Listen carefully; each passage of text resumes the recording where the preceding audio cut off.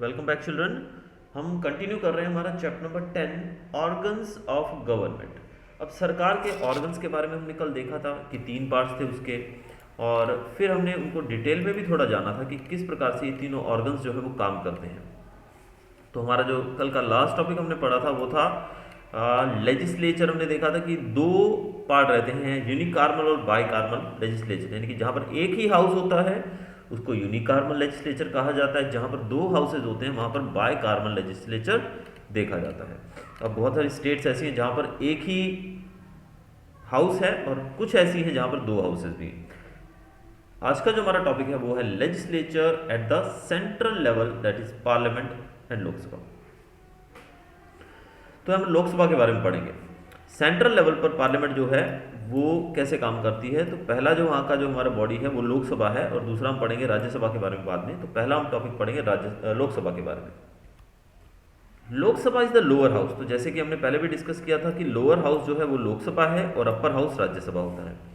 The members of the Lok Sabha are representatives of people who are elected through direct election. अब लोकसभा के जो members, यानी कि जिनको हम member of Lok Sabha, that is जिसको हम एमपी लिखते हैं, तो मेंबर ऑफ पार्लियामेंट जो कि लोकसभा के मेंबर जो होते हैं वो चुने जाते हैं डायरेक्ट इलेक्शंस के द्वारा। There are in all about 545 members. तो आज की बात करें तो भारत के अंदर जो लोकसभा के मेंबर्स हैं टोटल वो है 545। ये आपको याद रखना है कि कितने मेंबर्स हैं लोकसभा के अंदर, 545। आउट ऑफ 545 मेंबर्स, 545 में से दो मेंबर्स जो हैं are selected by the president from the Anglo Indian society. अब यहाँ पर दो मेंबर्स 545 में से ऐसे होते हैं जिनको प्रेसिडेंट अपॉइंट करता है एंग्लो इंडियन सोसाइटी में से। President is a part of parliament. President जो है वो भी पार्लियामेंट का एक पार्ट है, that is Lok Sabha and Rajya Sabha, वो दोनों का ही पार्ट माना जाता है। The president addresses the first meeting of the parliament and the joint session of the parliament.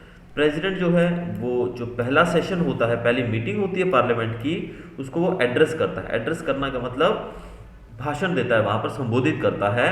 और जॉइंट सेशन, अगर जॉइंट सेशन बुलाया जाता है, यानी कि लोकसभा और राज्यसभा का अगर जॉइंट सेशन बुलाया जाता है तो उसमें भी वो संबोधन पहले करता है। तो हमने देखा था कल भी कि जो सेंट्रल लेवल पर बात की जाए, मैं यहाँ पर एक बार छोटा सा आपको फिगर ड्रॉ करके बताऊँ तो सेंट्रल गवर्नमेंट यानी कि जो केंद्र सरकार है वहाँ पर दो पार्ट्स होते हैं, एक होता है लोकसभा और दूसरा है हमारा राज्यसभा। तो ये दोनों आपको याद रखने हैं। तो सेंट्रल गवर्नमेंट में भी दो होते हैं, लोकसभा और राज्यसभा। तो राज्यसभा जो है वो अपर हाउस होता है और लोकसभा जो है वो लोअर हाउस होता है। तो हम यहाँ पर पढ़ रहे हैं लोकसभा के बारे में। Besides these two occasions the president never attends the parliament. अब देखिए, प्रेसिडेंट जो है वो सिर्फ नाम के लिए ही होता है, उसका बहुत बड़ा रोल नहीं है। तो आप आज भी टेलीविजन में देखिए, क्या आप बहुत ज़्यादा सुनते हैं कभी राष्ट्रपति के बारे में, प्रेसिडेंट के बारे में? हमें बहुत ही कम देखने को मिलता है, बहुत ही कम सुनने को मिलता है उनके बारे में। तो हम बहुत रेयरली कभी देखते हैं कि प्रेसिडेंट जो है वो कुछ कहीं पर भी ज़्यादा बोल रहे हैं या कहीं भी वो पिक्चर में आए हैं। तो हर जगह पर आप देखिए, टेलीविजन खोल के देखिए तो पीएम प्रधानमंत्री जो रहते हैं उन्हीं का रोल ज़्यादा रहता है, लेकिन प्रेसिडेंट जो है उसका रोल इतना ही है यहाँ पर बताया गया। जैसे लोकसभा के नज़रिए से देखा जाए तो प्रेसिडेंट जो मीटिंग होती है पहली उसको संबोधित करता है, या फिर जॉइंट सेशन होता है उसको संबोधित करता है। इसके अलावा बिसाइड्स दीज टू ओकेजन, इन दो के अलावा प्रेसिडेंट कभी भी पार्लियामेंट अटेंड नहीं करता है। The president can summon both the houses of the parliament and can withhold the proceedings of both the houses of the parliament and can even dissolve the parliament. President के पास power होती है कि वो दोनों houses की meeting बुला सकता है। जब वो चाहे दोनों हाउसेस को पार्लियामेंट में, यानी कि राज्यसभा और लोकसभा का मीटिंग वो बुला सकता है, उसके पास अधिकार है। और कोई भी प्रोसीडिंग, यानी कि कोई भी चीज़, मतलब मीटिंग्स को वो रोक भी सकता है कि भी मीटिंग जब भी होनी है उसको आगे पीछे भी वो करने की पावर रखता है। और इवन सबसे इंपॉर्टेंट चीज़ कि पार्लियामेंट को डिसॉल्व, उसको भंग करने की पावर भी उसके पास होती है। पार्लियामेंट को कैंसिल करने की भी पावर प्रेसिडेंट को दी जाती है। A bill which has passed through 3 readings in both the houses of parliament can become an act only after the president sign. अब बिल, अब जैसे कि आप बिल समझेंगे कि बिल ये बिजली का बिल या फिर खाने का बिल या फिर होटल का बिल नहीं है। बिल का मतलब यहाँ पर कानून बनाया जाता है। जैसे कि अभी प्रेजेंट टाइम में आपको बिल जो है वो बहुत जल्दी समझ आएगा, क्योंकि आप टेलीविजन के अंदर रोज देखते हैं, सुनते हैं किसान बिल के बारे में। तो किसान बिल जिसका विरोध किया जा रहा है देश के अंदर, वो जो बिल है वो एक्चुअल में वो बिल नहीं है जो हम बात कर रहे हैं। हम बात कर रहे हैं यहाँ पर एक कानून की। तो बिल मतलब यहाँ पर इस चैप्टर के अंदर जहाँ भी बिल का शब्द आप सुनोगे, बिल का जिक्र होगा, तो उसका मतलब कानून होता है, जो कि नया बनाया जाता है या पुराने में बदलाव किया जाता है, एक्सेट्रा वगैरह। तो कोई भी बिल तब तक पास नहीं होता है, सबसे पहले उसकी 3 रीडिंग्स होती हैं, यानी कि एक बिल की 3 बार उसकी रीडिंग की जाती है दोनों हाउसेस के अंदर, यानी कि 3 बार वो लोकसभा में पढ़ा जाएगा और 3 बार वो राज्यसभा में पढ़ा जाएगा। उसके बाद उस पर हमारे राष्ट्रपति प्रेसिडेंट के साइन होते हैं, उसके बाद वो कानून बनता है, तब तक वो नहीं होता है। Lok Sabha is not a permanent house. Lok Sabha के बारे में एक चीज़ ये भी जान लीजिए कि लोकसभा परमानेंट हाउस नहीं है। इसका काम जो रहता है वो कितने साल के लिए रहता है? 5 साल के लिए। तो लोकसभा 5 साल के लिए काम करती है, उसके बाद फिर दोबारा इलेक्शंस होते हैं और फिर नए नेता चुने जाते हैं। If it is not dissolve before the completion of term, अब अगर राष्ट्रपति चाहे या फिर हमारी कॉन्स्टिट्यूशनल प्रोविजंस के आधार पे अगर पार्लियामेंट को 5 साल से पहले भंग ना किया जाए तो पार्लियामेंट का काम जो है 5 साल तक रहता है। तो पार्लियामेंट 5 साल तक चलती है और उसके बाद आपको पता है 5 साल के बाद खुद ब खुद दोबारा इलेक्शन होते हैं देश के अंदर, और इलेक्शन में अगर वही नेता दोबारा जीतते हैं तो फिर से वो पार्लियामेंट के मेंबर्स बन जाते हैं, एमपीज बन जाते हैं। अगर वो नहीं जीतते हैं तो दूसरे मेंबर्स उनकी जगह पर पार्लियामेंट में आ जाते हैं, यानी कि 5 साल के बाद ये चेंज होते रहते हैं। Constitution of India is supreme and not the parliament. अब सबसे ऊपर अगर बात की जाए तो हमारी कॉन्स्टिट्यूशन है, यानी कि हमारा जो रिटर्न हमारा संविधान है वो सबसे ऊपर है, पार्लियामेंट नहीं है, यानी कि सबसे ऊपर पार्लियामेंट नहीं है। हम बात करेंगे तो सबसे ऊपर है हमारी constitution. Hence the parliament has to enjoy its power within the limits prescribed by the constitution. अब पार्लियामेंट जो है उसकी जो पावर है वो लिमिटेड है। अब ये नहीं, हमारी कॉन्स्टिट्यूशन जो है वो सबसे सर्वोच्च है, सबसे ऊपर है।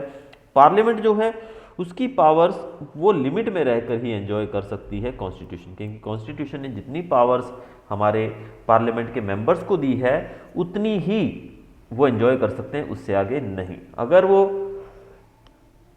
कॉन्स्टिट्यूशन में लिखी किसी भी बात को तोड़ते हैं या किसी भी बात की अवमानना करते हैं, किसी भी तरीके से कॉन्स्टिट्यूशन को नुकसान पहुंचाते हैं तो उनके खिलाफ एक्शन लिया जाता है। If the laws framed by the parliament violates the constitution, they can be challenged in the court. जैसे कि आप अभी देख रहे हैं, अभी आज आप टेलीविजन देखिएगा, किसान आंदोलन चल रहा है, तो उसमें कल जो टेलीविजन पे खबर आ रही थी वो ये आ रही थी कि सुप्रीम कोर्ट ने इस कानून के ऊपर रोक लगा दी है। जो किसान आंदोलन है वो चल रहा है, उसके लिए वो किस लिए चल रहा है? एक बिल पास किया गया सरकार के द्वारा जो कि किसानों को लगता है कि उनके विरोध में है, यानी कि वो उनकी फेवर में नहीं है। और इसी के ऊपर किसान जो हैं वो दिल्ली बॉर्डर पे बैठे हुए हैं, दिल्ली की तरफ जाने वाले हर एक रास्ते पे बैठे हुए हैं वो लोग बेचारे कई दिनों से। देखिए इतनी ठंड में हम लोग अपने अपने घरों में बैठे हैं और वो बेचारे रोड पर बैठे हैं। तो अब कल क्या हुआ कि सुप्रीम कोर्ट के अंदर जो इसको चैलेंज किया गया था, वही यहाँ पर बात बताई गई है कि अगर लॉ बनाया जाता है जो पार्लियामेंट के अंदर, लॉ कौन बनाता है? पार्लियामेंट बनाती है।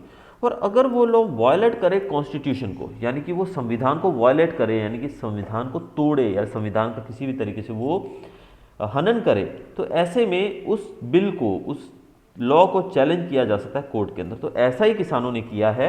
इस बिल के खिलाफ सुप्रीम कोर्ट के अंदर एक याचिका दायर की गई थी, जिसपे कल सुप्रीम कोर्ट ने अपना डिसीजन देते हुए कहा है कि वो जो बिल है उसको तब तक लागू नहीं किया जाएगा जब तक एक कमेटी बनाई गई है, उस कमेटी की रिपोर्ट पेश होगी, उस रिपोर्ट के पेश होने के बाद ही अगर कोर्ट जो है उससे सेटिस्फाइड रहता है तो फिर इस लॉ को, इस बिल को लागू किया जाएगा। तब तक इसके ऊपर रोक लगा दी गई है सुप्रीम कोर्ट के द्वारा।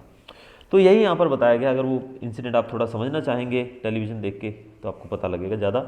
बाकी यहाँ पर यह बताया गया है कि अगर कोई भी कानून ऐसा बनाया जाता है जो कॉन्स्टिट्यूशन से बाहर जाकर बनता है तो इस केस के अंदर कोर्ट में उसको चैलेंज किया जा सकता है। If the court finds the framed laws against the provisions of the constitution, the court can nullify the laws. अगर कोर्ट देखता है, पाता है कि कानून जो बनाया गया है वो कॉन्स्टिट्यूशन से बाहर जाकर बना है, यानी कि वो कॉन्स्टिट्यूशन के खिलाफ है, तो ऐसे में कोर्ट उस लॉ को, उस कानून को नलिफाई करने का मतलब होता है खारिज करना, उसको कैंसिल कर सकता है। तो ये अधिकार है। तो जैसे कि अभी किसान लॉ बना है, जो किसान बिल जो पास किया गया है, ऐसा नहीं है कि वो एक बार लोकसभा में बन गया, पार्लियामेंट में बन गया तो उसके बाद वो कानून बन ही जाएगा। अब कोई चाहे तो उसको कोर्ट में जाकर चैलेंज कर सकता है, और चैलेंज करने के बाद कोर्ट को अगर ऐसा लगे कि ये लॉ बिल्कुल गलत है तो वो उसको खारिज कर सकते हैं। तो वैसे ही कल जैसे कि फैसला आया कोर्ट का, उसके द्वारा इसके ऊपर रोक लगा दी गई है और एक बॉडी बनाई गई, एक कमेटी बनाई गई है 4-5 सदस्यों की, जो कि इसके ऊपर कोर्ट में फिर से कुछ दिनों के बाद रिपोर्ट पेश करेंगे। तो ये हमने देखा कि पार्लियामेंट किस प्रकार की होती है, कैसे काम वहाँ पर होता है। अब हम पढ़ेंगे qualification for the membership of Lok Sabha, कि अगर आपको लोकसभा के मेंबर बनना है तो उसके लिए क्वालिफिकेशंस क्या होती हैं। आपको डॉक्टर बनना है तो उसके लिए आपको पता है, इंजीनियर बनना है तो उसके लिए क्या क्वालिफिकेशन चाहिए, टीचर बनना है तो क्या चाहिए, तो वैसे ही लोकसभा के मेंबर बनने के लिए भी क्वालिफिकेशन क्या होनी चाहिए देखिए। To be qualified as candidate and to be elected as the member of Lok Sabha he और she must be citizen of India. तो मैं यहाँ पर अंडरलाइन करता जा रहा हूँ, आपको सिर्फ इतना याद रखना है कि जो चीज़ें मैं बता रहा हूँ बस उतना ही याद रखना है आपको। पहला पॉइंट है कि वो इंडिया का सिटीजन होना चाहिए, यानी कि अगर भारत के नागरिक हैं आप तभी आप लोकसभा के मेंबर बन सकते हैं। कोई विदेशी आकर भारत में सिटीजनशिप जब तक उसके पास नहीं है तब तक वो भारत की लोकसभा का मेंबर नहीं बन सकता है। दूसरा, उसकी उम्र कितनी होनी चाहिए, 25 साल या उससे ज़्यादा। तो पहला हमने देखा वो सिटीजन ऑफ इंडिया, दूसरा 25 साल या उससे ज़्यादा की उम्र, and should not be having unsound mind और इंसॉल्वेंट, यानी कि वो एक स्थिर उसका माइंड, यानी कि मेंटली वो एकदम फिट होना चाहिए। अब किसी पागल के हाथ में बागडोर थोड़ी दे सकते हैं देश की, या कि जिसका मेंटली अनस्टेबल पर्सन है उसको नहीं दे सकते हैं। तो उसका माइंड जो है it should be sound, totally perfect होना चाहिए। ही और she should not be an employ of the central और द स्टेट गवर्नमेंट। ये भी एक शर्त है कि वो कोई भी सरकारी नौकरी पे आसीन नहीं होना चाहिए, भले वो राज्य सरकार की नौकरी हो या फिर केंद्र सरकार की, यानी कि रेलवे एम्प्लॉयज़ जो हैं ये भी सरकारी होते हैं, बहुत सारे शिक्षक हैं ये भी सरकारी होते हैं। तो अगर आप बात करें सेंट्रल गवर्नमेंट की या स्टेट गवर्नमेंट की, तो कोई भी सरकारी नौकरी उसके पास नहीं होनी चाहिए। आगे, वो एक क्रिमिनल नहीं होना चाहिए, यानी कि वो कोई भी, हम कह सकते हैं कि वो चोर लुचक्का डाकू नहीं होना चाहिए, वो एक गुनहगार नहीं होना चाहिए। There should be a period of 6 months between 2 sittings of the parliament. तो ये जो चीज़ें हमने पढ़ी ये है क्वालिफिकेशन की, क्या किस व्यक्ति को, 5 पॉइंट जो हैं ये आप लिख सकते हैं। अब there should be a period of 6 months between 2 sittings of the parliament. Parliament की 2 सिटिंग्स जो होती हैं, यानी कि पार्लियामेंट की मीटिंग होती है साल में, तो 6 महीने का समय होता है 2 मीटिंग्स के बीच में, यानी कि एक मीटिंग हुई तो उसके बाद 6 महीने गैप रहता है, उसके बाद दूसरी मीटिंग पार्लियामेंट की बुलाई जा सकती है। A president can dissolve the Lok Sabha on the council of prime minister. President जो है वो लोकसभा को डिसॉल्व कर सकता है, यानी कि भंग कर सकता है प्राइम मिनिस्टर के कहने पे, प्राइम मिनिस्टर की सलाह पे।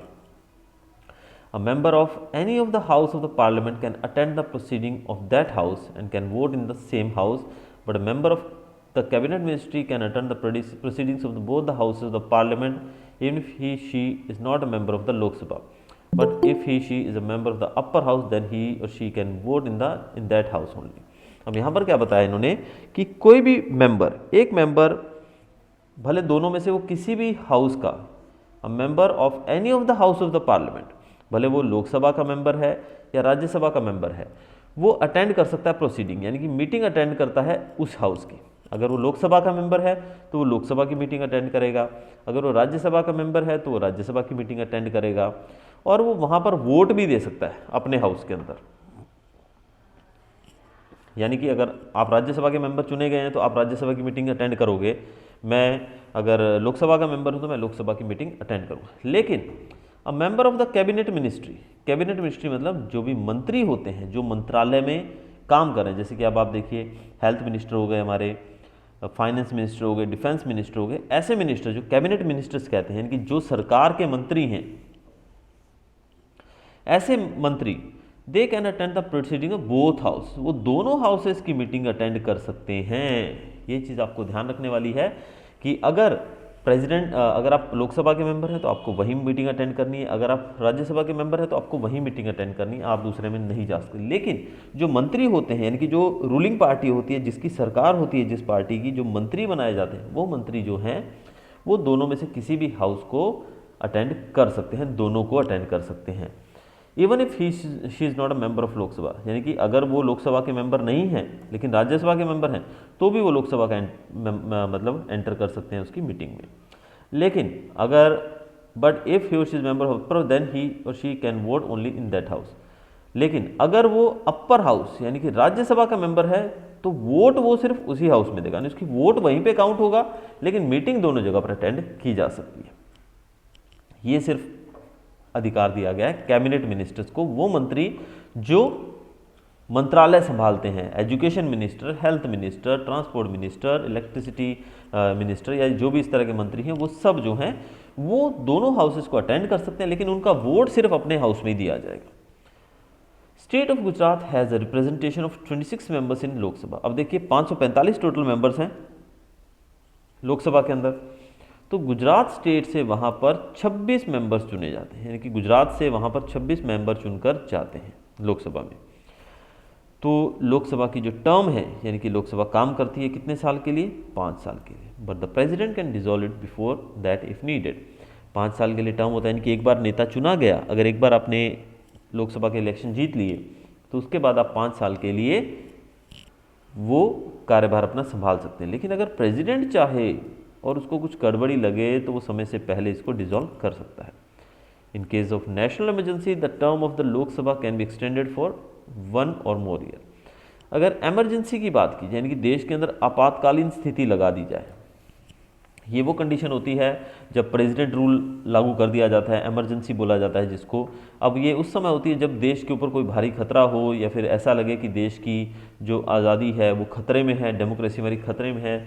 ऐसी सिचुएशन के अंदर इमरजेंसी लागू की जाती है, और इमरजेंसी के समय लोकसभा की जो टर्म है वो 1 या उससे ज़्यादा साल के लिए बढ़ाई भी जा सकती है। यानी कि अब इमरजेंसी के समय क्या होगा कि अगर हम इलेक्शन करवाने बैठेंगे, 5 साल पूरे हो गए हैं और इलेक्शन करवाने बैठेंगे, तो जो समस्या है हमारे सामने वो हमारे ऊपर हावी हो जाएगी। यानी कि सपोज़ कोई फॉरेन अटैक हो गया, किसी दूसरे कंट्री ने हम पे अटैक कर दिया, और ऐसे में हम बोल रहे हैं कि भी कल आपके 5 साल पूरे हो रहे हैं, तो हम इलेक्शन में ध्यान देंगे या उधर लड़ाई में ध्यान देंगे। तो ऐसे केस के अंदर प्रेसिडेंट जो है, इमरजेंसी के केस के अंदर जो हमारी गवर्नमेंट है, जो उस समय के 5 साल पूरे करने वाली जो सरकार है, उसका कार्यकाल जो है 1 साल 2 साल जितना भी है उतना बढ़ा सकता है। तो हम ऐसा करके उस समस्या की तरफ ज़्यादा ध्यान दे सकते हैं। If the president dissolves the parliament it cannot be challenge in the court. अगर प्रेसिडेंट ने हमारी पार्लियामेंट को भंग कर दिया, डिसॉल्व कर दिया, तो इसको कोर्ट के अंदर चैलेंज नहीं किया जा सकता है। कोर्ट में इसके बारे में, यानी कि इसके खिलाफ नहीं पूछा जा सकता है। अब एक बहुत ही इंपॉर्टेंट टॉपिक हम पढ़ने जा रहे हैं जिसको कॉरम कहा जाता है, जो कि बहुत सारे मतलब बच्चे हैं जिनको आइडिया नहीं आता है कि व्हाट इज़ दिस। इसको ध्यान रखिएगा, ये क्वेश्चन भी पूछा जाता है, व्हाट इज़ कॉरम। तो कॉरम क्या होता है? Quorum is the number of members present in the house of parliament. Quorum कहा जाता है कितने मेंबर्स प्रेजेंट हैं पार्लियामेंट के अंदर। तो हाउस जो है पार्लियामेंट का, भले वो लोकसभा की बात करें हम लोग या राज्यसभा की, उसके अंदर कितने मेंबर्स हैं टोटल, उसको कहते हैं quorum. It is the number of members present and working in the house out of the total members of number of members of that house। यानी कि कितने लोग प्रेजेंट हैं हाउस के अंदर, यानी कॉरम मतलब कि कितने लोग प्रेजेंट हैं हाउस के अंदर टोटल। अब सपोज एग्जांपल हम लेते हैं यहाँ पर, मिनिमम कॉरम जो है लोकसभा के लिए, यानी कि लोकसभा की मीटिंग अगर हमको करनी है तो उसके लिए कम से कम 1/10 लोग हाजिर होने चाहिए। तो टोटल लोकसभा के अंदर आपको पता है 545 मेंबर हैं, 545 मेंबर का 1/10 करेंगे तो 55 आता है। यानी कि कम से कम 55 मेंबर होने चाहिए लोकसभा के अंदर प्रोसीडिंग्स के लिए। अगर 55 मेंबर प्रेजेंट नहीं है तो मीटिंग जो है वो नहीं होगी, भंग कर दिया जाएगा उसको, कैंसल। तो कॉरम मतलब कि minimum number of people that are required to carry on the proceedings of the parliament. वैसे ही राज्यसभा की बात करें तो राज्यसभा के टोटल मेंबर्स होते हैं 250। ये आपको याद रखना है, 545 जो है लोकसभा में और 250 जो है वो राज्यसभा में।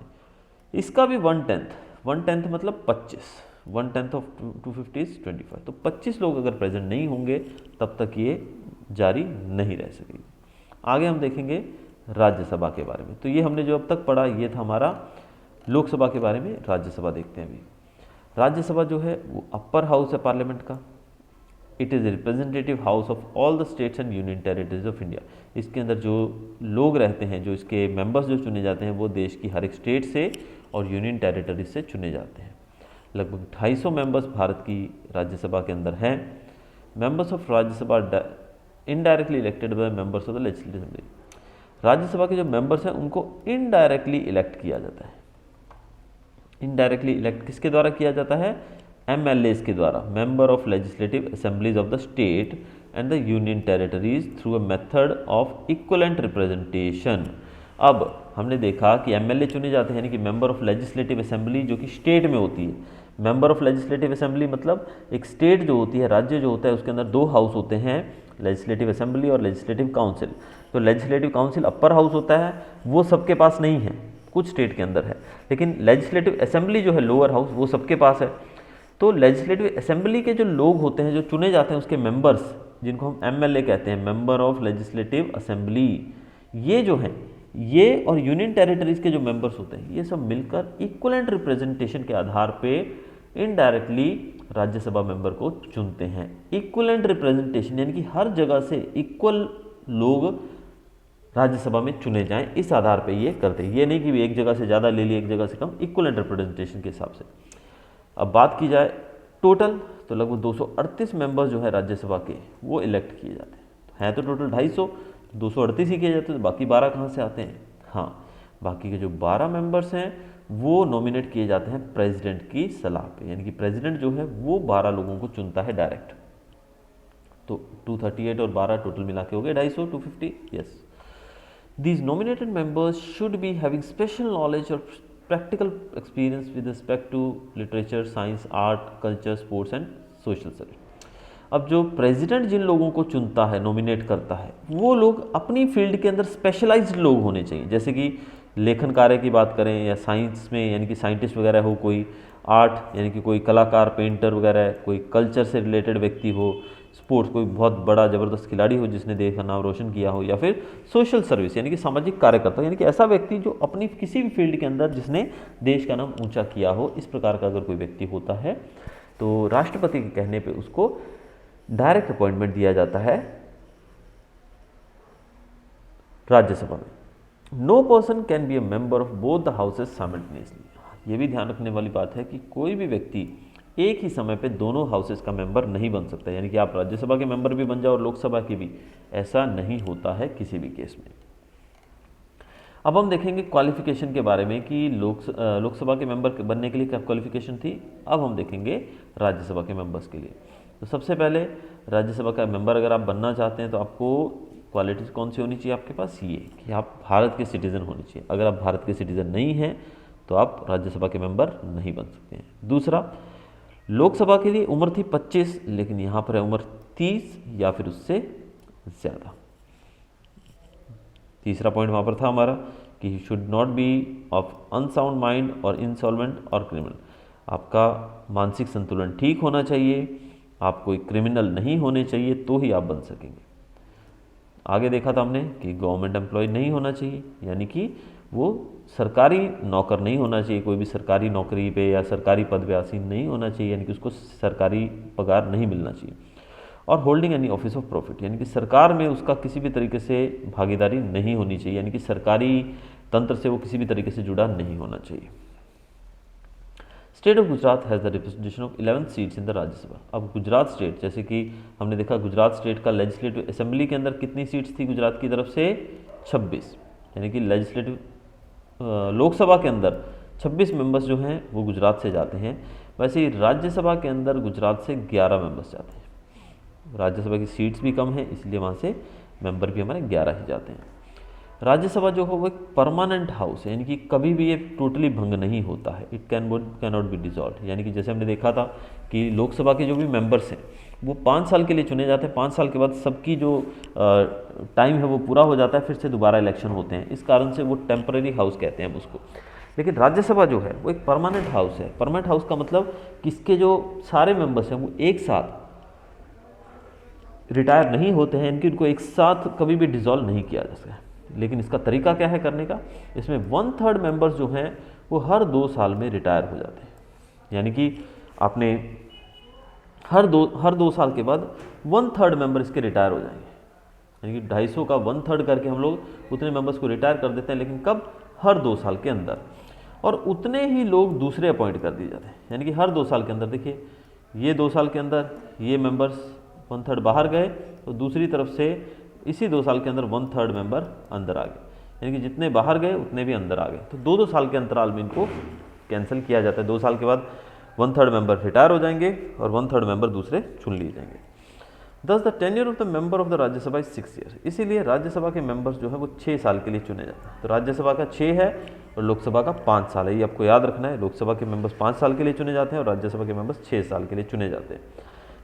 However, the members are eligible for re-election and re-nomination। हाँ, एक बार जो मेंबर राज्यसभा का बन गया उसको री इलेक्शन, वो दोबारा भी लड़ सकता है, और री नॉमिनेशन यानी उसको दोबारा नॉमिनेट भी किया जा सकता है।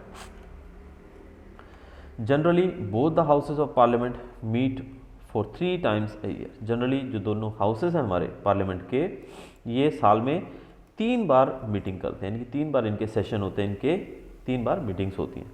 इन मीटिंग्स को कहा जाता है सेशंस। जो मीटिंग्स होती हैं इन हमारे पार्लियामेंट के हाउसेस की, उनको सेशंस कहा जाता है। जैसे कि एक आता है हमारा बजट सेशन, फिर मॉनसून सेशन और फिर विंटर सेशन। ये 3 सेशंस होते हैं, मॉनसून सेशन, विंटर सेशन और budget session. The vice president of India by virtue और his office holds the office और चेयरमैन ऑफ राज्यसभा। भारत के जो उपराष्ट्रपति हैं, वाइस प्रेसिडेंट जो होते हैं, वो राज्यसभा के चेयरमैन के तौर पे काम करते हैं। Chairman of Rajya Sabha is vice president of India. तो भारत के राष्ट्रपति, उपराष्ट्रपति जो हैं, वो राज्यसभा के चेयरमैन के पद पे बैठते हैं, कि वो राज्यसभा की मीटिंग्स को कंडक्ट करते हैं। Whereas the vice chairman of the Rajya Sabha is elected by the members of the Rajya Sabha from among themselves। अब राज्यसभा की मीटिंग हुई 250 मेंबर में से, ठीक है, तो उसके जो चेयरमैन होंगे, जो उस मीटिंग को कंडक्ट करेंगे, वो होते हैं हमारे वाइस प्रेसिडेंट। लेकिन वाइस चेयरमैन कौन रहेगा, यानी कि हमारे जो वाइस प्रेसिडेंट जो हैं वो तो हो गए उस राज्यसभा के चेयरमैन, लेकिन वाइस चेयरमैन कौन होगा, तो वाइस चेयरमैन जो है वो चुना जाता है राज्यसभा के मेंबर्स की तरफ। तो जो हमारे मेंबर्स रहते हैं राज्यसभा के, वो अपने में से ही किसी एक व्यक्ति को राज्यसभा के वाइस चेयरमैन के रूप में चुन लेते हैं। The first chairman of the Rajya Sabha was doctor Sarvepalli Radhakrishnan. ये क्वेश्चन आपको याद रखना है, 1 वर्ड में पूछा जाता है, कई बार 1 मार्क में आता है। Who was the first chairman of Rajya Sabha, तो answer is doctor Sarvepalli Radhakrishnan. तो आज के लिए इतना ही। अब हम कल मिलते हैं एक और नए वीडियो के साथ, नए टॉपिक के साथ। Till then good bye.